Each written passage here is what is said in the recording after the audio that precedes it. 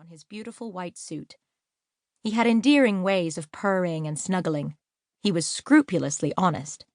And then a domestic tragedy took place at Ingleside. Jack Frost had kittens. It would be vain to try to picture Susan's triumph. Had she not always insisted that that cat would turn out to be a delusion and a snare? Now they could see for themselves. Rilla kept one of the kittens, a very pretty one, with peculiarly sleek glossy fur of a dark yellow crossed by orange stripes, and large satiny golden ears. She called it Goldie, and the name seemed appropriate enough to the little frolicsome creature, which, during its kittenhood, gave no indication of the sinister nature it really possessed.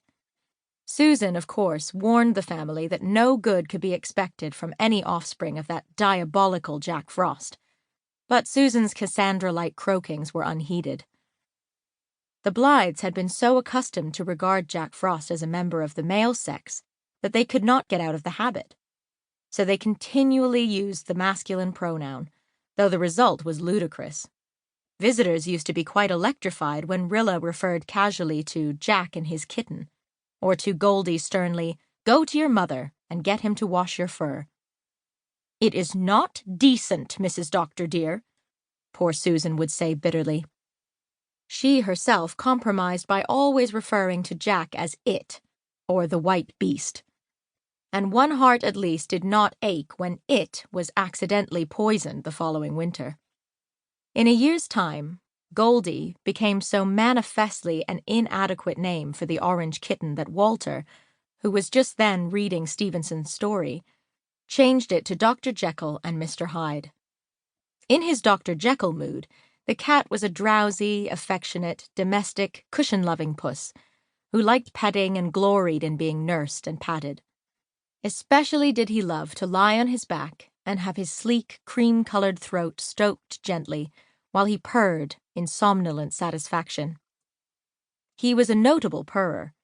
Never had there been in Ingleside a cat who purred so constantly and so ecstatically. "The only thing I envy a cat is its purr," remarked Dr. Blythe once, listening to Doc's resonant melody. "It is the most contented sound in the world."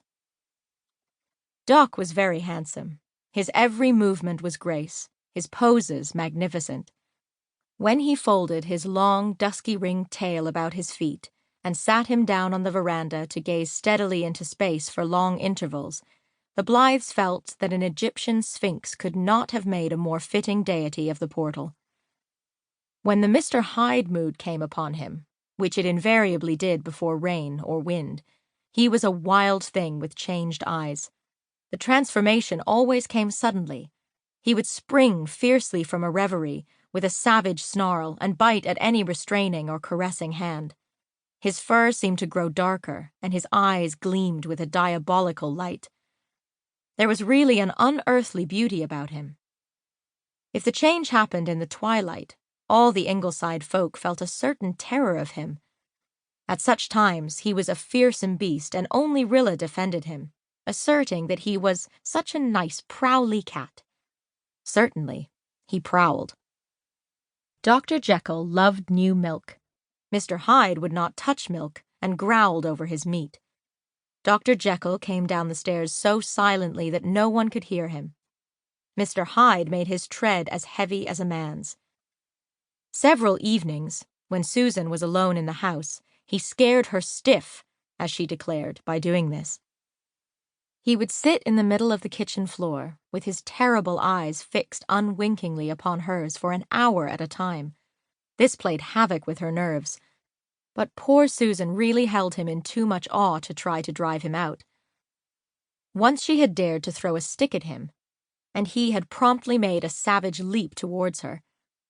Susan rushed out of doors and never attempted to meddle with Mr. Hyde again, though she visited his misdeeds upon the innocent Dr. Jekyll, chasing him ignominiously out of her domain whenever he dared to poke his nose in, and denying him certain savory titbits for which he yearned.